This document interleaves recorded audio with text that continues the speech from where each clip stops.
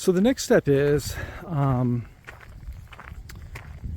the conversation with that really wonderful young woman, that would have been the catalyst that prompted me to start thinking in that direction, that perhaps some of the things that I might take for granted, or some of the things that I might have around me, I actually take for granted.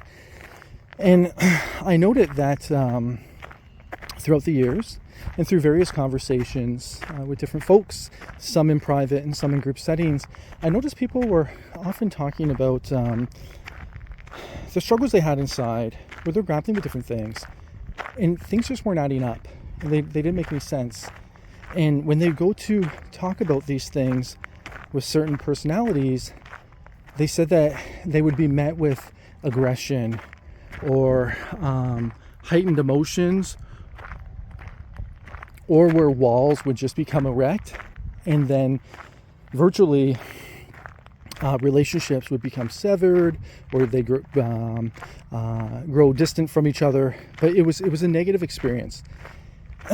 And what I learned is, and my friend, he actually voiced this, I believe, it's in the Drive T Convo gift edition, so it's either Drive 1 or Drive 2, but he mentions and sheds light on this when he says, he said that it's not like the two of us just met yesterday. We've had many years to build trust. So the trust is very important, and the trust is key in our friendship. And I've always felt like I've never felt disrespected from my friend. And if there has been a disagreement, we've been able just to talk about it, and not in the, agree to disagree, but no, I believe I'm right in this situation. You believe you're right in that situation. But we still respect each other. We don't raise our voices because we're not trying to dominate the other. We're not trying to convince the other of something that we believe. We're just trying to be honest with the way that we feel and the things that we know.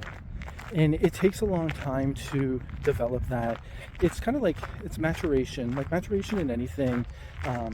It takes a while it takes patience, it takes love, it takes kindness, but it also takes a listening ear, and it takes just a desire to understand what the other person's saying. So not just to hear, but to understand. And we're not perfect by a stretch of the manner, but I find when we talk, we can talk in a way where our emotions do not lead, and we're just discussing things that may be problematic or things that do not add up, and we're getting them out in the open.